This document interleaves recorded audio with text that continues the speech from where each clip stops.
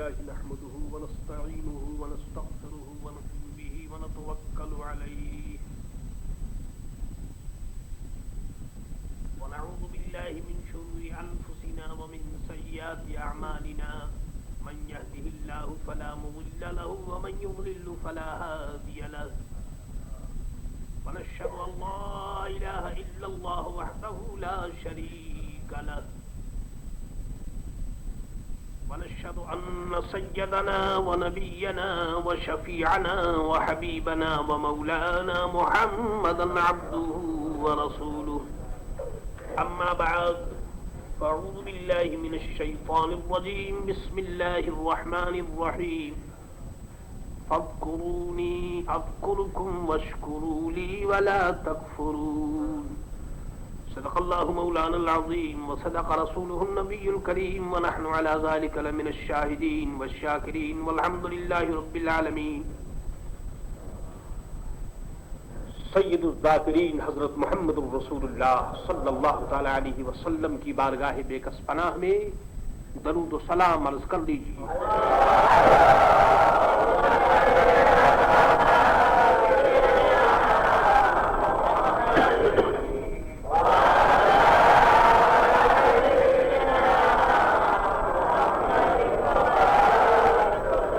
پھر درود پڑھیے.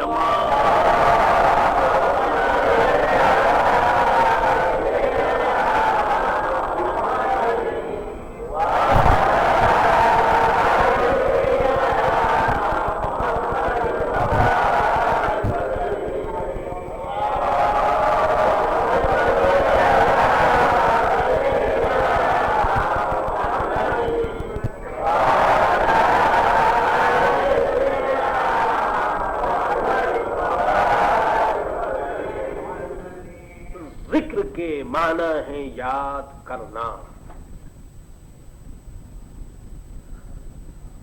اور اس آسمان کے نیچے زمین کے اوپر جو بھی آدمی ہے وہ کسی نہ کسی کو ضرور یاد کرتا ہے.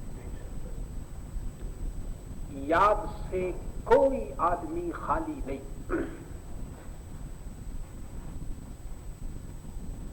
حد یہ کہ جو آدمی پاگل ہے مجنوں ہے اس کے دل و دماغ پر بھی کسی نہ کسی کا اثر ہوتا ہے. وہ صحیح طریقے سے یاد کرے یا غلط طریقے سے یاد کرے لیکن کسی کی یاد اس کے دل و دماغ میں ہوتی ضرور ہے. اور یہ تو میں آپ کے سامنے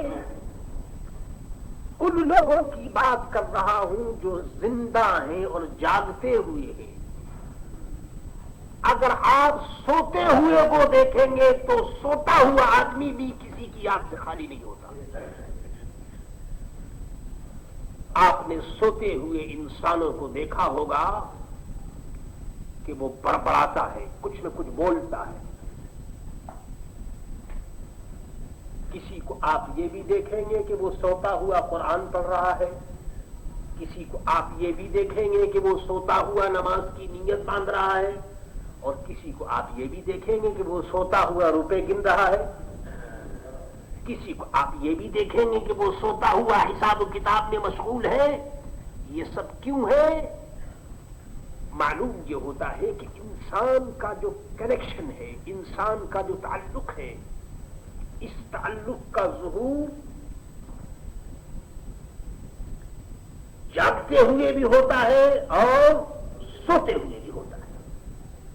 معلوم یہ ہوا کہ ذکر ایک ایسی نیچرل چیز ہے, ایک ایسی فطری چیز ہے جس سے انسان خالی نہیں. اب یہ بات بھی اپنی جگہ بالکل کریکٹ ہے, صحیح ہے کہ جس آدمی کا کنیکشن جس کے ساتھ ہوگا اس کو وہ یاد کرے گا.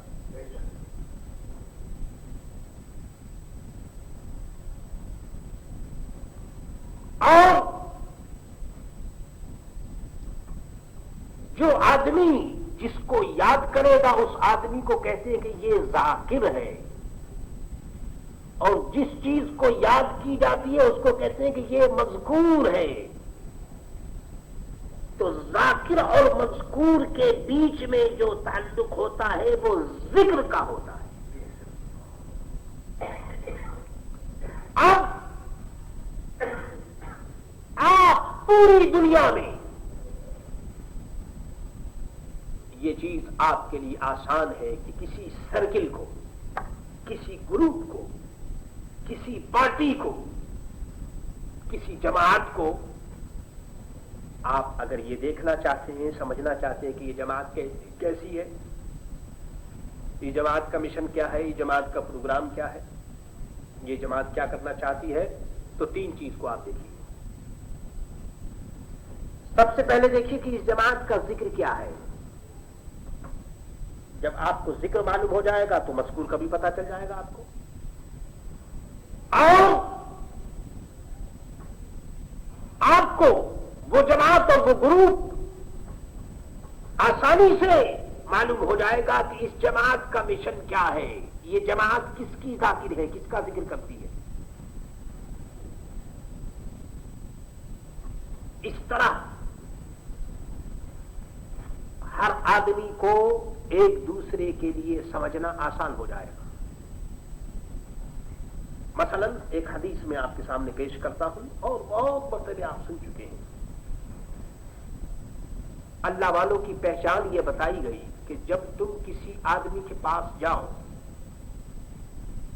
اور یہ معلوم کرنا چاہو کہ یہ کون ہے، اللہ والا ہے یا رحمان والا ہے یا شیطان والا ہے، کون ہے، تو فرمایا گیا کہ اذا جب تم اس کو دیکھو یا وہ دیکھا جائے تو ذکر اللہ، تو اللہ یاد آ جائے۔ یعنی اللہ کے نیک بندوں کی علامت یہ بتائی گئی کہ اس کے چہرے کو دیکھ کر خدا یاد آ جائے۔ معلوم یہ ہوا کہ ذکر کا بھی میرے دوستو ایک اسٹینڈرڈ ہوتا ہے، اور ہر اسٹیج پر مختلف قسم کے ذاکر ہوتے ہیں۔ کوئی دنیا کا ذاکر ہوتا ہے، کوئی مال کا ذاکر ہوتا ہے، کوئی دولت کا ذاکر ہوتا ہے، کوئی اور کسی چیز کا ذاکر ہوتا ہے۔ لیکن اللہ کے نیک بندے، جن بندوں کو اللہ تبارک و تعالی نے اپنی یاد کے لیے منتخب فرما لیا، وہ اللہ کے ذاکر ہوتے ہیں، اللہ کو وہ یاد کرتے ہیں۔ اس ذکر کی فضیلت کے سلسلے میں آپ اتنی بات یاد رکھیے کہ ایک طرف تو حدیث نے یہ کہا کہ جب تک دنیا میں لا الہ الا اللہ کے پڑھنے والے ذاکر موجود رہیں گے اس وقت تک قیامت نہیں آئے گی۔ اللہ اللہ کرنے والے، اللہ اللہ کا ذکر کرنے والے اور اللہ اللہ کہنے والے باقی رہیں گے، قیامت نہیں آئے گی۔ اور دوسری طرف غار ہرا کا وہ سین اپنے سامنے لائیے کہ حضرت محمد رسول اللہ صلی اللہ تعالی علیہ وسلم مکہ معظمہ میں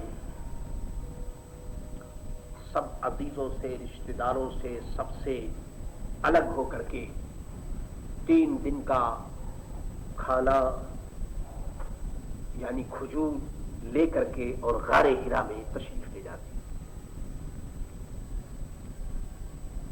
آپ نے کبھی سوچا کہ سرکار دو عالم صلی اللہ تعالی علیہ وسلم غار ہرا میں کیا کرتے تھے؟ یہ تو آپ کو معلوم ہے کہ عبادت فرماتے تھے، مگر وہ عبادت کی کیا شکل ہوتی تھی، کیا عبادت ہوتی تھی؟ اس کے متعلق محدثین نے لکھا ہے کہ سرکار دو عالم صلی اللہ تعالی علیہ وسلم غار ہرا میں ذکر اللہ کیا کرتے تھے، اللہ کو یاد کیا کرتے تھے اور اللہ اللہ کیا کرتے تھے، اپنے رب کو یاد کرتے تھے۔ میرے دوستو، یہ جو ہماری روح ہے، یہ رب کی طرف سے ایک گفٹ ہے۔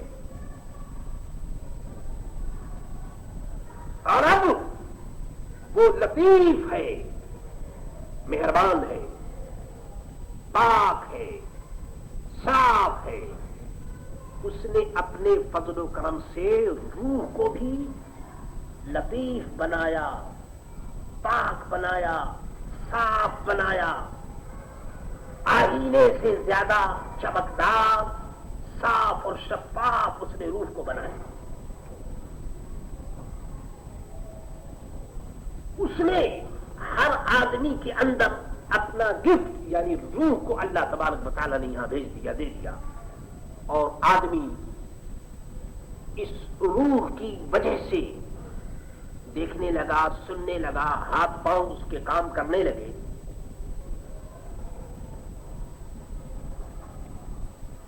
اب اس دنیا میں آنے کے بعد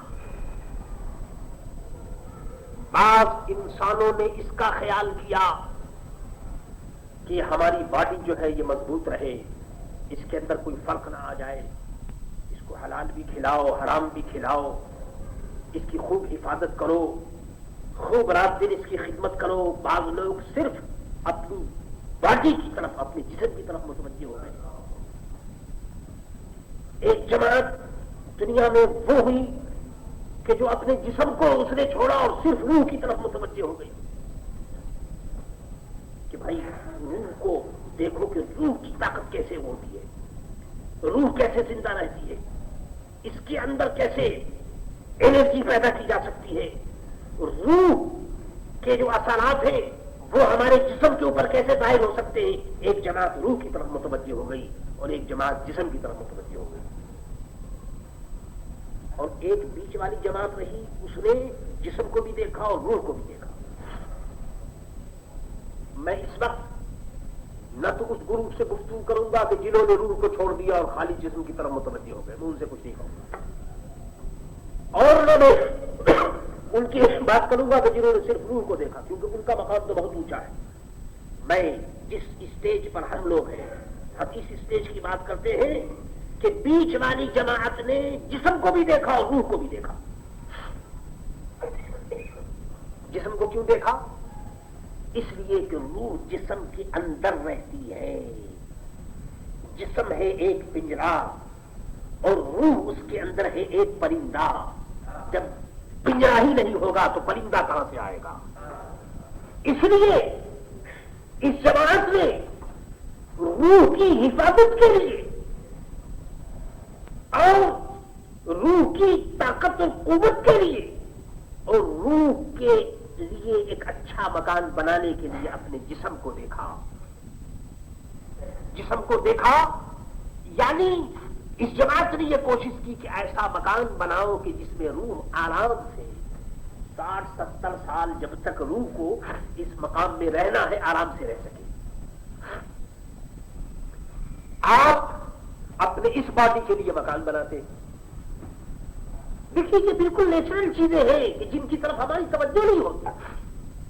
حالانکہ مکان کا بنانے والا یہ بھی نہیں جانتا کہ وہ کتنے سال اس میں رہے گا، لیکن مکان میں صاحب یہ بھی چاہیے، بیڈ روم بھی چاہیے، باتھ روم بھی چاہیے، اور سیلو بھی چاہیے، اور وہ معلوم نہیں کتنے اس کے اندر خانے ہوتے ہیں اور کتنے اس کے اندر روم ہوتے ہیں. یہ سب کچھ اس لیے ہے کہ تاکہ ہم اپنے جسم کو آرام پہنچا سکیں.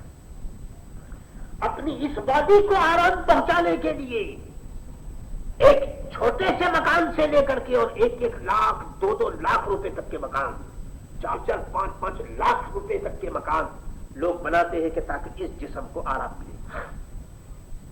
حالانکہ مکان کا بنانے والا جانتا ہے کہ یہ جسم ایک نہ ایک دن مٹی کے اندر جائے گا. کوئی آپ کو مکان میں رہنے والا آدمی کوئی یہ نہیں کہے گا کہ صاحب ہم تو ہمیشہ اس میں رہنا ہے، ہمیشہ نہیں رہنا. تو جسم تو میرے دوستوں مٹی میں چلا جائے گا. ہاں ایک چیز ایسی ہے کہ جسم کے جانے کے بعد بھی وہ زندہ رہے گی اور اس کے اوپر مٹی کا اثر نہیں ہوگا. وہ کیا ہے؟ روح ہے. روح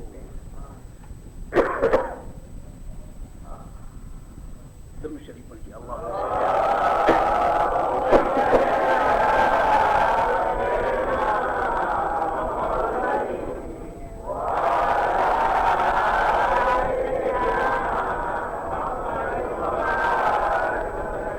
بھائیوں اور بہنوں ذرا غور تو کرو اور سوچو تو صحیح کہ اس باڈی کے لیے، اس جسم کے لیے کہ جس کا کوئی ویلو نہیں، اگر ابھی روح نکلے تو چند گھنٹوں کے اندر میرے دوستو اس کو 3.5 ہاتھ زمین کے نیچے بیٹا جو ہے وہ باپ کو دبا دے گا، بھائی کو دبا دے گا، بیٹا جو ہے وہ ماں کو دبا دے گی اور شوہر بیوی کو دبا دے گا۔ آخر اس باڈی کے لیے یہ اتنا اہتمام اور اتنا انتظام کہ آدمی روح کو بھول جائے، حالانکہ آپ جانتے ہیں کہ یہ باڈی ختم ہو جائے گی مگر روح نہیں ختم ہوگی، روح باقی ہے، اب بھی ہے اور آئندہ بھی رہے گی۔ ہم اپنے جسم کو کھانا کھلاتے ہیں، ضرور کھانا کھلانا چاہیے، اللہ تعالیٰ جائز دے تو کھانا بھی چاہیے، کھلانا بھی چاہیے، کوئی حرج نہیں، لیکن یاد رکھو کہ جس طرح سے جسم کو ہم اچھی غذا دیں گے اور اچھا فوڈ دیں گے تو جسم جو ہے وہ مضبوط ہوتا چلا جائے گا، لیکن جسم کی مضبوطی کے ساتھ ساتھ ہمیں یہ بھی دیکھنا چاہیے کہ ہماری روح کیسے مضبوط ہو، کیونکہ اگر روح میرے دوستوں کمزور ہو گئی تو یہ ہمارے لیے بڑی مشکل ہے، کیونکہ ہمارا تعلق تو روح سے ہے، یہ جسم تو یہ پنجرا ہے، جو پرندہ ہے وہ تو روح ہے، جسم تو میرے دوستوں ایک ماڈل ہے، اصل جو اس کے اندر حقیقت ہے وہ تو روح ہے۔ آپ میری بات سن رہے ہیں، یہ سب روح کا کارنامہ ہے، آپ مجھے دیکھ رہے ہیں، یہ روح کا کارنامہ ہے، میں باتیں کر رہا ہوں، یہ روح کا کارنامہ ہے، میں آپ کو دیکھ رہا ہوں، یہ سب روح کا کارنامہ ہے۔ میرے دوستو اگر روح نہ ہو تو آنکھ آپ کے اس حصے میں ہوگی جہاں اب ہے لیکن دیکھیں گی نہیں، کان ہوں گے مگر سنیں گے نہیں، نہ یہ ہاتھ ہلیں گے نہ یہ پاؤں ہلیں گے، تو یہ تو سب روح کا کمال ہے۔ تو جو چیز ہمارے جسم کے اندر کمال پیدا کر رہی ہے ہم اس کی ٹریننگ کی طرف اور اس کے کھانے کی طرف ہم متوجہ نہیں ہوتے۔ بس میرے دوستوں صوفیاء کرام نے اور اللہ کے نیک بندوں نے جو ٹریننگ سینٹر بنائے دنیا میں اور ہندوستان میں اور خدا کرے کہ موریشس میں بھی ہو جائے، بہرحال مختلف مقامات میں جو یہ ٹریننگ سینٹر بنائے، اور یہ جو ہم جمعرات کو لوگوں کو بلاتے ہیں حلقہ ذکر کے لیے، اصل میں یہ ٹریننگ سینٹر ہے، یہ کھانا ہے، یہ فوڈ ہے جو ہم روح کے لیے تیار کرتے ہیں۔ ہم روح کو ٹرین کرنے کے لیے، روح کو غذا دینے کے لیے ہم نے حلقہ ذکر ہم نے قائم کیا، تاکہ انسان اس دنیا میں تھوڑی دیر کے لیے ذکر کے سرکل میں آ جائے اور روح جو پیاسی ہے اس پیاسی روح کو وہ کھانا دے۔ کیوں؟ یاد رکھیے حضور غوث العظم سید الشیخ عبد القادر جیلانی رضی اللہ تعالی عنہ کا ارشاد ہے کہ جسم جتنا تمہارا زور آور ہوگا روح تمہاری کمزور ہوتی چلی جائے گی، اور ارشاد فرمایا کہ جسم کمزور ہو تو اس کا غم نہ کرو، لیکن روح کمزور نہیں ہونی چاہیے۔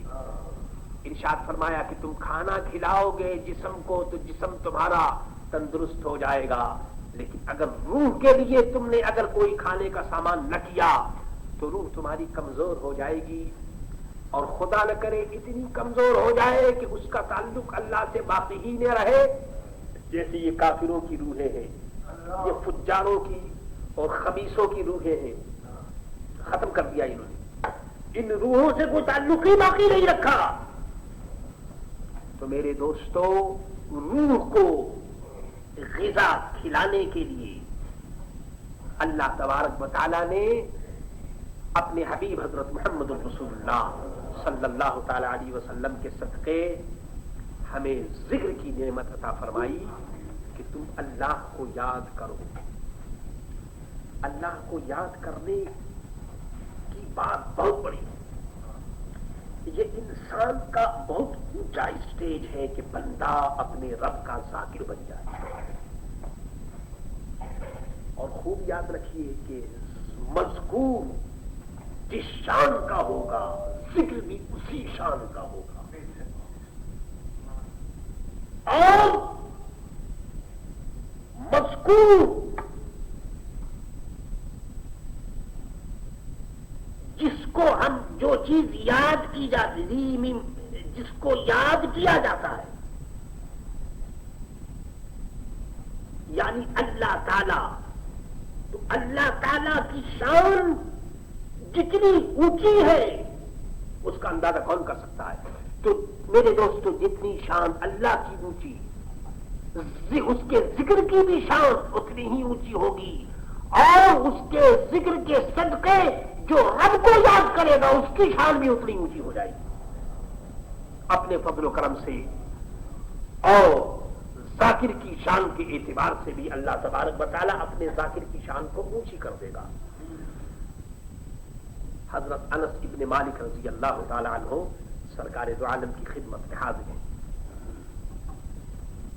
ایک بیچارہ انصاری مسلمان بائیں ہاتھ میں جوتی, داڑھی میں وضو کے پانی کا پانی ٹپک رہا ہے, قطرہ پانی کا ٹپک رہا ہے. مسجد سے وہ سامنے آ رہے ہیں انصاری. سرکار دو عالم فرماتے ہیں کہ ایک جنتی مرد آ رہا ہے, دیکھنا چاہتے ہو جنتی مرد کو؟ لوگوں نے کہا کہ یا رسول اللہ جنتی مرد اگر نظر آ جائے تو سبحان اللہ یہ تو بہت بڑی بات ہے.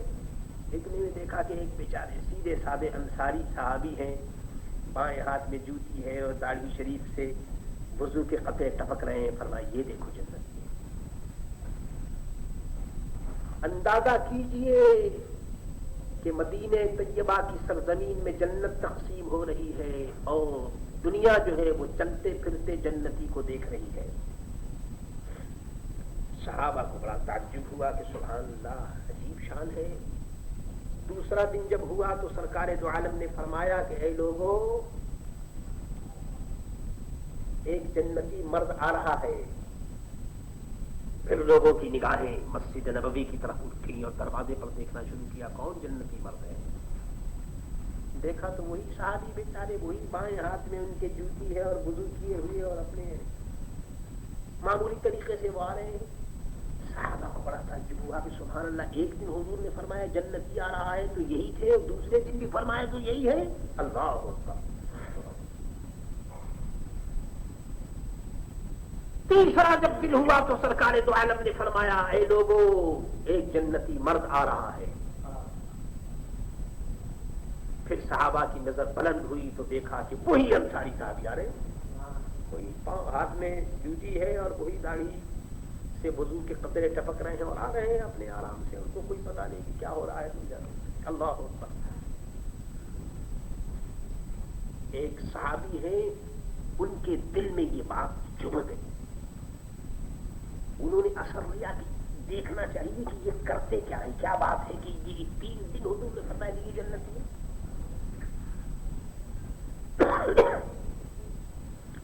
وہ صحابی جب وہ انصاری صحابی جنتی صحابی چلے تو پیچھے پیچھے ایک اور صحابی ہو گئے اور ان کے گھر میں جا کر چھپ گئے, اس لیے کہ دیکھیں کہ یہ رات کو کیا کرتے ہیں. میرے دوستوں وہ بیچارے صحابی انصاری صحابی عشاء کی نماز کے بعد اپنے سو گئے, اور یہ جو دوسرے صحابی ان کے ساتھ تھے یہ ان کو دیکھتے رہے کہ یہ کیا کرتے ہیں کہ جن کی وجہ سے حضور نے 1 دن نہیں 2 دن نہیں 3 دن فرمائے کہ یہ جنتی مرد آ رہا ہے, کیا بات ہے.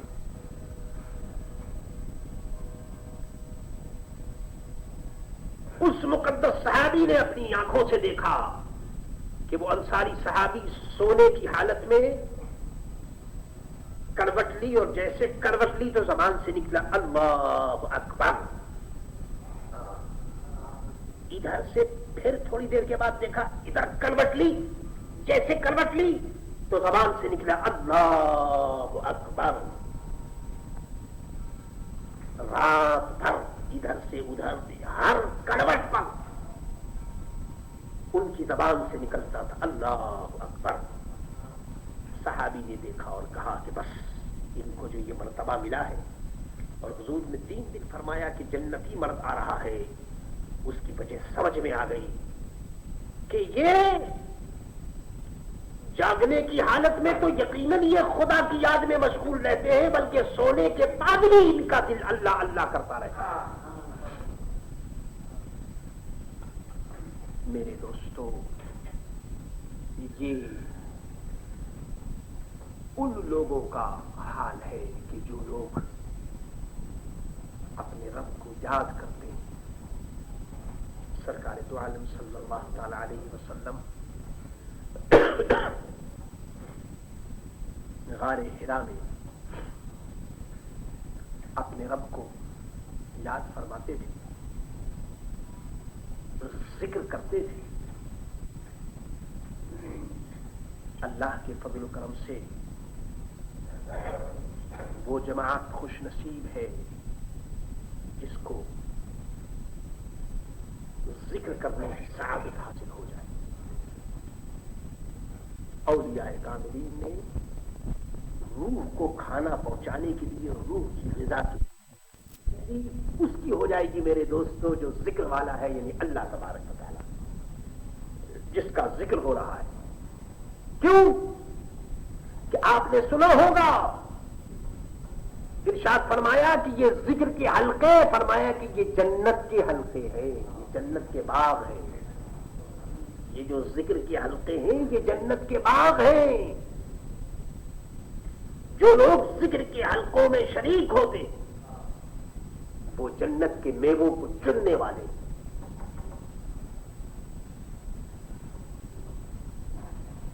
عزیزوں اور دوستوں، بھائیوں اور بہنوں، خدا کا شکر ادا کرو کہ اللہ تعالیٰ نے ہمیں دنیا بھر کی برائیوں سے بچا کر اس حلقہ ذکر میں پہنچایا۔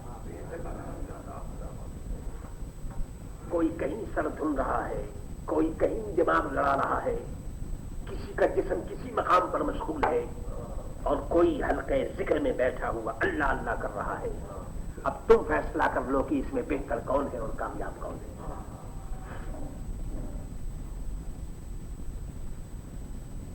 بھائیوں اور بہنوں، عزیزوں اور دوستوں، اللہ تبارک و تعالیٰ کو یاد کرنے والا اللہ کا ذاکر ہوتا ہے، اللہ اس کا مذکور ہوتا ہے۔ اور ابھی آپ نے سنا کہ فاذکرونی اذکرکم، اگر تم مجھے یاد کرو گے تو میں تمہیں یاد کروں گا۔ بندہ اپنے رب کو یاد کرے، یہ میری ڈیوٹی ہے، ہمیں یاد کرنا چاہیے، لیکن رب ہمیں یاد فرمائے، یہ کتنی بڑی نعمت ہے۔ حدیث ہے، ارشاد فرمایا کہ جو بندہ مجھے خلوت میں یاد کرتا ہے میں بھی اسے خلوت میں یاد کرتا ہوں۔ جو بندہ بالکل الگ ہو کر کے یہ یاد کرتا ہے، رب فرماتا ہے کہ میں بھی خلوت میں اسے یاد کرتا ہوں۔ اور جو بندہ مجھے جماعت میں یاد کرتا ہے تو میں اس بندے کو اس جماعت میں یاد کرتا ہوں جو اس کی جماعت سے بہتر ہے، یعنی فرشتوں کی جماعت میں یاد کرتا ہوں۔ اے ذاکر، تو کس قدر خوش نصیب ہے کہ تو یہاں اللہ اللہ کر رہا ہے اور تیرا ذکر آسمانوں میں فرشتوں میں ہو رہا ہے۔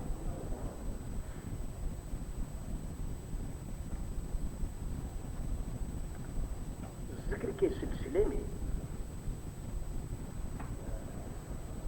تفصیل میں نہیں جاؤں گا، صرف کچھ باتیں عرض کرتا ہوں۔ ذکر کے 3 مرتبے ہیں، 3 اسٹیج ہیں ذکر کے۔ ایک ہوتا ہے ذکر لسانی، ایک ہے ذکر قلبی، ایک ہے ذکر روحانی۔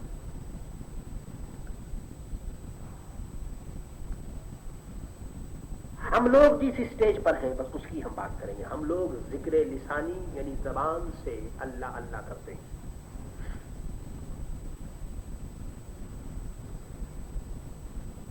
اور جو آدمی ذکر لسانی میں کمپلیٹ ہوتا ہے، کامل ہوتا ہے، پرفیکٹ ہوتا ہے، وہی آدمی آگے چل کر کے ذکر قلبی اس کو حاصل ہوتی ہے، یعنی اس کا دل اللہ اللہ اللہ اللہ اس میں مشغول ہوتا ہے۔ یہ ذکر لسانی میں پرفیکٹ ہونے کے بعد زبان سے ذکر کرو۔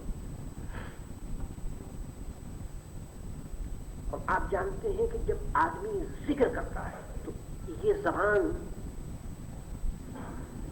یہاں سے ہر چیز کا ٹیسٹ معلوم ہوتا ہے. آپ شوگر اگر کھائیں گے تو زبان بتائے گی کہ یہ میٹھا ہے. اگر نمک کھائیں گے تو زبان یہ بتائے گی. یعنی زبان جو ہے وہ ہر چیز کے ٹیسٹ کو معلوم کرتی ہے اور اس کا اثر پورے وجود پر پڑتا ہے. اچھا کھانا کھائیے تو اچھا کھانا تو آپ منہ سے کھا رہے ہیں نا, لیکن پورے جسم کو اور دماغ کو آپ کو معلوم ہوگا کہ ہاں کوئی اچھا کھانا کھا رہے ہیں اور اس سے خوشی اور فرحت ہوگی. اللہ اللہ جب بندہ کرتا ہے تو اگرچہ زبان سے وہ اللہ اللہ کرتا ہے, لیکن اس کا اثر اس کے دل پر بھی پڑتا ہے, دماغ پر بھی پڑتا ہے, ہاتھ پر بھی پڑتا ہے, پاؤں پر بھی پڑتا ہے. یہی وجہ ہے کہ صوفیہ نے فرمایا کہ یہ جو لیفٹ میں جو زانو ہے یہاں سے لا کر کے اور رائٹ میں لاؤ, اور یہ اللہ یہاں سے اٹھا کر کے لا الہ یہاں کرو, اور پھر یہاں الا اللہ کر کے پھر یہ دل کے اوپر ضرب مارو. یہ میرے دوست ایک ایڈمنسٹریشن ہے, ایک نظام ہے جس سے اس پورے وجود کو اللہ اللہ کا عادی بنایا جاتا ہے. اور یہ اس لیے کیا جاتا ہے کہ آج جب ہمارے پاس آواز ہے تو ہم اللہ اللہ کر رہے ہیں. جس دن آواز نہیں ہوگی تو یہ روح تو ہوگی, کیونکہ آج جو ہم آواز سے ذکر کرتے ہیں تو روح پر اثر ہوتا ہے, اور جس دن یہ روح ہمارے جسم سے نکلے گی تو انشاءاللہ تعالی اگرچہ جسم زندہ نہ ہو مگر روح تو زندہ ہے, اور جس کا روح زندہ ہوا تو اللہ کے فضل و کرم سے اس کا جسم بھی زندہ رہے گا, کیونکہ روح کی جو زندگی اور طاقت ہے اس کا اثر جسم پر بھی پڑتا ہے. ایک بزرگ بیٹھے ہوئے تھے, اوپر سے چھت گر گئی. اوپر سے چھت جو گری تو ان کو چوٹ لگی, اور چوٹ لگنے کی وجہ سے خون نکلنے لگا. خون جو نکلا تو اس خون کے ایک ایک قطرے سے اللہ ہوں اللہ ہوں اللہ ہوں ایک ایک قطرے سے آواز نکل رہی.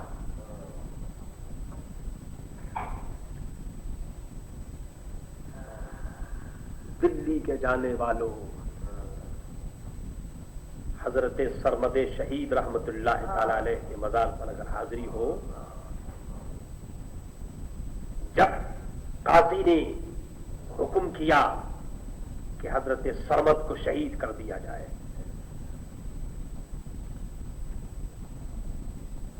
تو ذکر روحانی کا وہ مرتبہ آپ کو حاصل تھا کہ شہید ہونے کے بعد بھی خود اپنے سر کو جو کٹ چکا تھا اپنے ہاتھ میں لے کر کے اللہ ہوں کرتے ہوئے جامع مسجد کی سیڑھیوں پر چلنے لگے.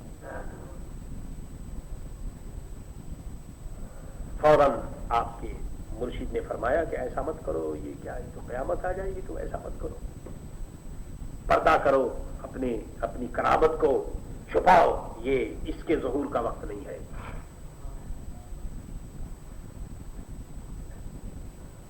میرے دوستو, ہم لوگ زبان سے ذکر کرتے ہیں تاکہ اللہ تبارک و تعالیٰ اپنے ذکر کی برکت سے جب ہمارا آخری سانس نکلے تو اس وقت بھی زبان پر ہو لا الہ الا اللہ محمد رسول اللہ.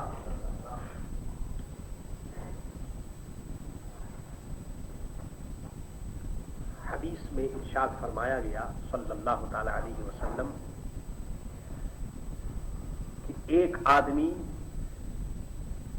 اپنے گود میں روپیہ بھر کر کے تقسیم کر رہا ہو, خیرات کر رہا ہو, اور ایک آدمی ذکر کر رہا ہو, تو حدیث میں فرمایا کہ ذکر کرنے والا اس روپیہ خیرات کرنے والے سے بہتر ہے. ذاکر کی میرے دوست تو بڑی شان ہے.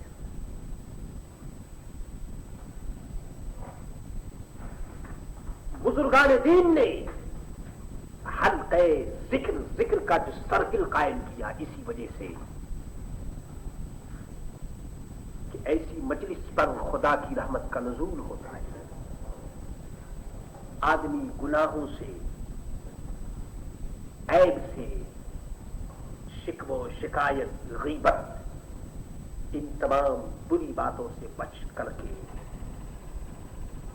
ذکر کرتا ہے, اپنے رب کو یاد کرتا ہے. اور اس طرح سے اس کا نام اللہ تبارک و تعالی اپنے ذکر کرنے والوں کی لسٹ میں اللہ تبارک و تعالی اس کا نام لکھ دیتا ہے.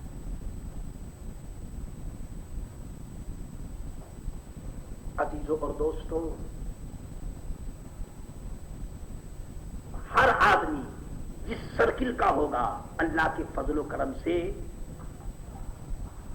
اور بزرگان دین نے جو فرمایا ہے اس ارشاد کے مطابق اور حدیث کے ارشاد کے مطابق جس سرکل کا جو آدمی ہوگا وہ اسی سرکل میں قیامت کے دن اٹھے گا. اب آپ یہ فیصلہ کر لیجئے کہ آپ کا کس سرکل سے تعلق ہے. کیا یہ بات ہمارے حق میں کوئی معمولی بات ہے کہ ہم قیامت میں ان لوگوں میں اٹھے جو ذاکرین ہو، اللہ اللہ کرنے والے ہو؟ بہت بڑی بات ہے کہ اللہ تبارک و تعالی ہمارا حشر ان لوگوں میں فرمائے جو ذاکرین ہو، ذکر کرنے والے ہو. ذکر کرنے کی صرف یہی فضیلت نہیں کہ اس کے گناہ معاف ہو جاتے ہوں اور نیکی ملتی ہو. نیکی تو ملتی ہے، نیکی کے علاوہ یہ بھی ہوتا ہے کہ اللہ تبارک و تعالی اگر ہم سچے دل سے ذکر کریں، توبہ کریں تو اللہ تبارک و تعالی ہمارے گناہوں کو نیکیوں سے بدل دیتا ہے، گناہ کو معاف فرما دیتا ہے، نیکیاں ہمیں عطا فرماتا ہے. عزیزوں اور دوستوں، یہ وجود اور یہ زبان چند روزہ ہے. آج زبان کام کر رہی ہے. اللہ اللہ کر لو اس وقت کے آنے سے پہلے جب زبان ہی کام نہیں کرے گی تو انشاءاللہ تعالی ہمیں امید ہے کہ زبان نہیں کام کرے گی تو دل کام کرے گا، اور اگر دل بھی نہیں کام کرے گا تو روح کام کرے گی انشاءاللہ. بہرحال ذاکر کسی اسٹیج میں بھی خدا کی یاد سے غافل نہیں ہوگا. اس لیے عزیزوں اور دوستوں، حلقے ذکر کا جو یہ سلسلہ موریشس میں قائم ہے، اس کو ہمیشہ قائم رکھو. اس سے دین اور دنیا کے بے شمار فائدے ہی. ان فائدوں کو میں 6 سال میں وقتاً فوقتاً بیان کرتا رہا ہوں. اللہ تعالی ہم سب کو اسی حلقے ذکر میں رکھے اور دعا کرو کہ ہمارا حشر اور نشر بھی میرے دوستوں ذکر کرنے والوں میں ہو. افضل الذکر لا الہ الا اللہ ہے. لا الہ الا اللہ، اللہ، اس کا ورد قائم رکھو اور ورد رکھو. اللہ تبارک و تعالی مجھے آپ کو سب کو اس کی سعادت عطا فرمائے اور ہماری اس مجلس کو قبول فرمائے. آج کا یہ موضوع میں اسی مقام پر چھوڑتا ہوں. انشاءاللہ کل 300 حلقہ ذکر کی مجلس ہوگی. مجھے امید ہے کہ مغرب کی نماز میں آپ لوگ سب یہاں حاضر ہوں گے تاکہ مغرب سے لے کر عشاء تک جو کچھ ہم لوگوں سے ہو سکے گا خدا کی بارگاہ میں روئیں گے، گڑگڑائیں گے، عرض اور معروض کریں گے. اللہ تعالی ہماری حاضری کو قبول فرمائے اور ایمان پر قائم رکھے اور دنیا سے ایمان کے ساتھ لے جائے. آئیے کھڑے ہو کر صلاۃ و سلام